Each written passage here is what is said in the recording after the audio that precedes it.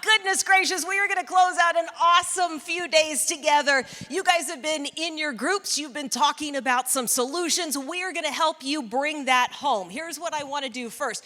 Quick show of hands. And actually, Jeff, I feel like you're left out. Jeff, you go to the podium. You go to the podium. Be very professorial over at the podium. We've got a short amount of time together, and what I want you to be able to do, what all three of us want you to be able to do, is take a big idea home, because it does not do any good if we have conversations in this room and we don't have a way to move the conversation forward when we go back to the groups that we are working with. So, quick show of hands. How many of you are ready to move faster? We already know that there's a sense of urgency. How many are ready to move faster, right? How many of you know how to start moving faster? Show of hands. That seems like a few hands shorter than the last one. How many of you have organizations that are ready to move faster and will help you to move faster? That is impressive. Here's what we're going to do is come up with some big ideas to take back with you. We are going to have a quick conversation on stage. You are going to stay in your groups. You are going to work together as a group to come up with a couple of things. We will share things around the room, and then we're going to wrap this up. Does that sound like a plan, guys? Sounds good. All right, Lou, you and I have had this conversation before. It is really nice to say to take small steps and to bring people along, and we know that there's an entry point for everybody. But why is it time to move faster?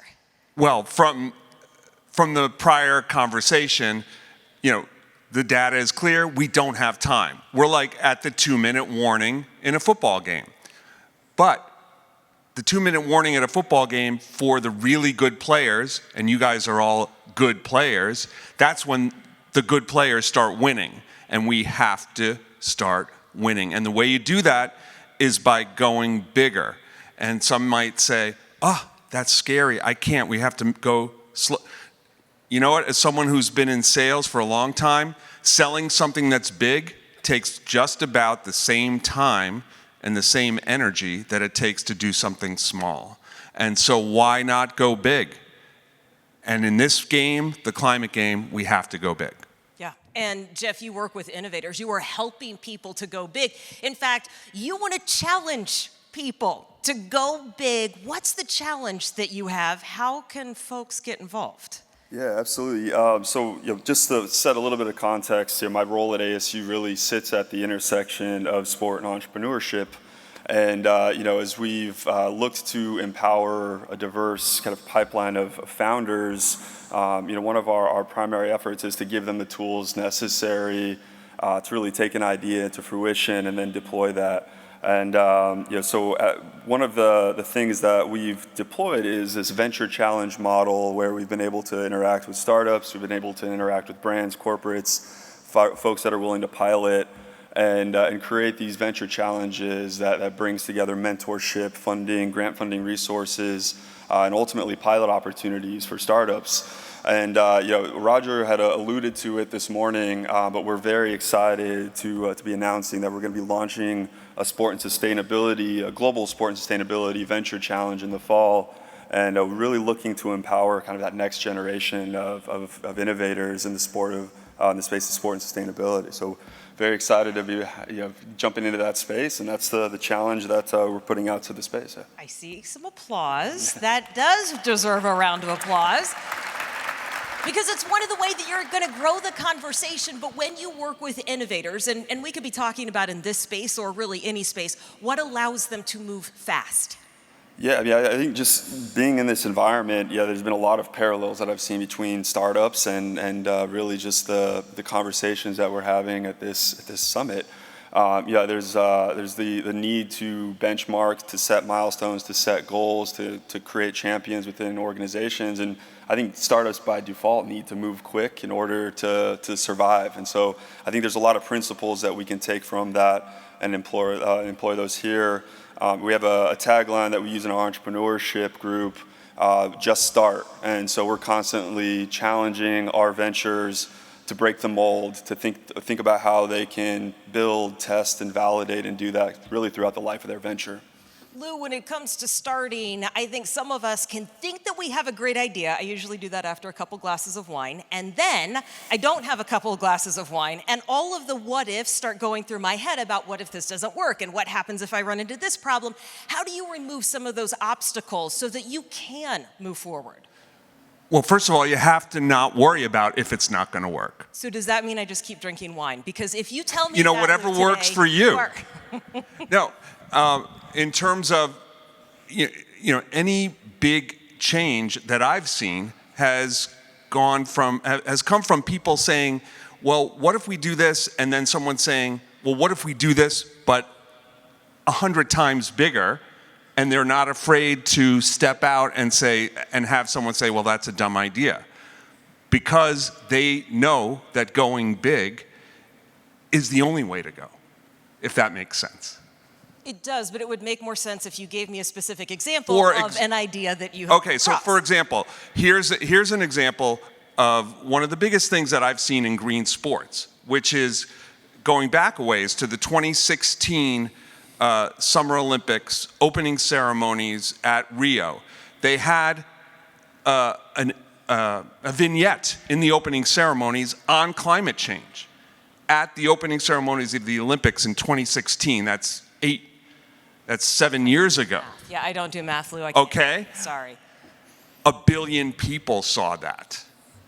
That is the biggest audience for climate messaging on any broadcast anywhere in the world. Now, you would have thought, maybe, wow, that's risky. People are gonna get all angry. The world kept spinning. It kept working. And yet, consciousness was raised. Why can't we keep doing that? Going higher, faster, stronger, to use the Olympic motto. Ooh, I love that tie-in. Yes. Okay, so Jeff, when you're working with startups and when you're trying to get them to go to the next level, how do you remove one of those obstacles for them? Or are they just moving so fast they don't even see them? Yeah, no, we had the chance to talk about this at table 11 a little bit, and some of the obstacles are really, from a startup perspective, piloting and getting adoption beyond the pilot. And so one of the things that we've done through our programs and our venture challenges is worked with brands, organizations, entities to make the pilot opportunity part of the programmatic aspect of the challenge. And look for really champions in terms of organizations that are willing to test these ideas and break down that barrier. And on the flip side, we look to provide grant funding to offset those pilots. And so it's really become a pretty unique environment where we can really remove some of the friction in that space. So what's the biggest idea that you have seen, and I realize you've seen a lot of them, let's narrow it down to be the last 8 to 12 months. I just saw an update from a company they've been following for a bit called Waste Transformers. And they've done some work with UEFA overseas. They essentially take grass clippings and basically turn that into compost and create energy. They're scaling across different teams and leagues in Europe, and are looking at entry points into the U.S. I believe they just raised a $5 million round of funding, and so there's traction, there's ROI potentially there, and there's a lot of excitement around that type of tech. So. Okay, so here's what I'm going to have you do. I'm going to get one more thing from Lou and from Jeff before I turn it back over to the tables. When I turn it back over to the tables, here's what I want you to be thinking about. One big idea, one huge big idea that you are going to go back and see if you can put into action, or at least have some conversations about. The second thing I want you to write down or make note of is, how can I make this easy? Okay? Because sometimes we overlook the easy first step. Lou, do you have an easy first step? I have one in mind, but I'm going to give you the chance to go first.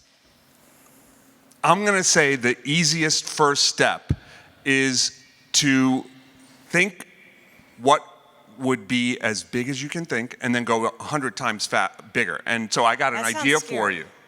That sounds scary, Lou. That doesn't sound easy. That sounds scary. Can I give you an idea, though? Yes. Okay, so here's an example. What if, for you NFL people out there, I'm going to make myself as if I'm at the NFL. I said, okay, let's have a contest amongst the 32 team fan bases as to which team can recycle the most, or whatever environmental metric you want to do, We'll talk about the details in a minute or later. At the bar, the team that wins, the fan base whose team wins, gets a supplemental third-round draft pick. So, that is a big idea. For those Lou. of you who are not from the United States and don't know what I'm talking about, that is a really big idea. You win 100 times. You did. So you blew that one out of the water, okay, Lou. but everybody's going, oh, that's really crazy. Oh, is it? Is it now? Is it crazy? It is food for thought, Lou. That's what I'm going to say. Is it crazy? I don't know. Food for thought. Jeff, give me a really quick way people could make it easy before I turn it over to the tables. That's a tough act to follow there. But no, I could have gone first round.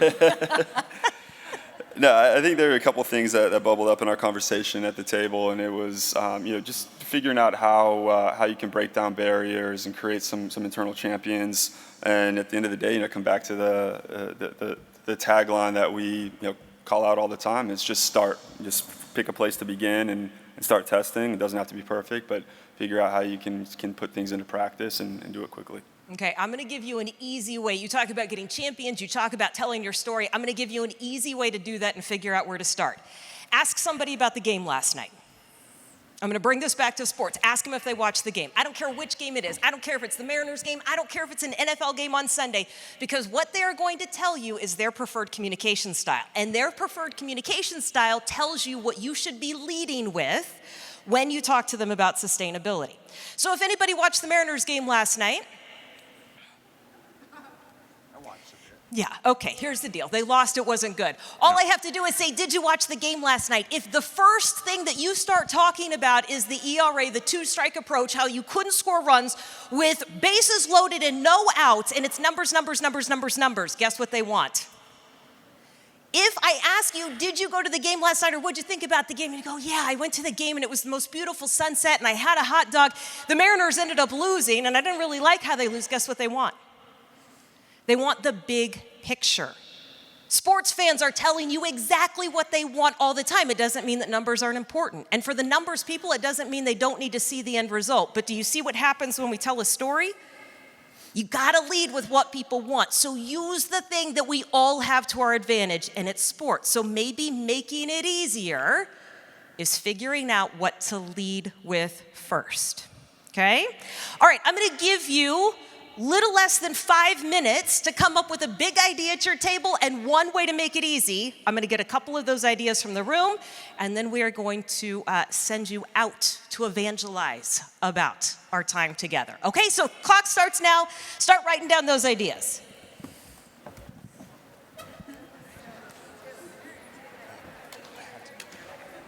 Okay, you've had a few minutes to work on things. I'm going to start coming around and getting a big idea from a couple of tables. I know that there's one right here that I'm coming to.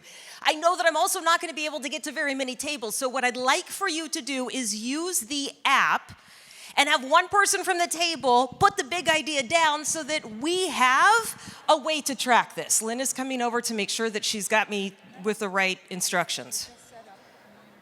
Oh, fantastic. There's a community now that's on the app called The Big Idea. I love that. Okay, so make sure that you go in there, because right now I'm coming over to this table. We're going to wrap this up. I'm interrupting the conversation because in one sentence, I want you to tell me what your big idea was. What was the big idea at this table? To have the Green Sports Alliance get the Compost Act to pass, which is $2 billion for compost infrastructure. That is a big idea. Well done. Who else has a big idea? Who's close to me? Oh, hang on. I got a big idea over here. What do we got? So we are at the women's table today. Yeah. We recognize that women athletes use their platform to speak broadly about their values, and look, most of their values also align to sustainability. We want everyone in this room to buy a ticket to a women's professional sporting event, bring your family, and increase their platform. I love that. That is a big idea that is actionable. Yes, it's simple, and you made it easy, right? You gave me an actionable item I can do. Big idea at this table. Do we have one? Yeah, what do we got? I see you're smiling, you're shaking, you got this, you're ready. Here we go. So we said that we should innovate on the business model to have the ticketing Price have a service fee that supports food donation, waste diversion, and reusables. I love it. Big ideas. Are these big ideas inspiring? Are we getting some ideas for more big ideas? We are not to Lou level big idea. Let's be very clear. We've got a little bit to go on that one. We have a big idea over here. Okay, this is going to be my last table. Then we're going to get final thoughts from Lou and Jeff. Every single person that's selling partnerships, whether that's on the team or league side or the brand side, is only going to get a commission from a purpose-led partnership. Ooh, yes. Okay, that's another big idea. I like where we're going. Now, whether you can implement that, look, whether you can implement that right now, whether you implement that ever, or whether that changes, you're not going to get from point A to point B if you didn't just start, which is exactly what Jeff has been telling us. We've got final thoughts. Lou, I know you've got something you want to leave us with. Whoops. Hello? Whoops. Hold on. Okay. The thing that I want to leave you with is that, you know what? Sports, we are behind in the climate game. We need a comeback. We use in EcoAthletes the hashtag climate comeback. And that is a very powerful metaphor. Why? Because sports is the environment of comebacks. Doesn't exist in dentistry. And my dad was a dentist, so I can say that. It doesn't exist in accounting. Nothing wrong. If you're an accountant, no problem. Sports, like when you're having a conversation and it's not about sports, it's like this. When it's about sports, it's like this. And that delta from this to this is the magic that we need to harness to get that climate comeback. I love it. Jeff, final thought. Yeah, I think, talked a little bit about the programming that we're launching. And at the end of the day, what we're trying to do is empower change makers. And I think that term can be used very broadly. I think it can be used from a startup standpoint, but it can also be used for the types of organizations and entities represented in this room. And I think we can collectively create some great things together. And so we'd love to talk to you all about that program and see how we can maybe collaborate in the future. Okay, the last thing I'm going to ask you to do right now is to use the app and to give me the one word that describes how you feel about the future. I'm not going to tell you what word I would use. Well, actually, I am. I'm going to say inspired and motivated after spending time with you folks the last couple of days. But that's what I want you to do. Go into the app, give me the one word that describes how you feel about our future. Oh, and don't forget to give a round of applause to these gentlemen for helping to lead the conversation. Thanks so much.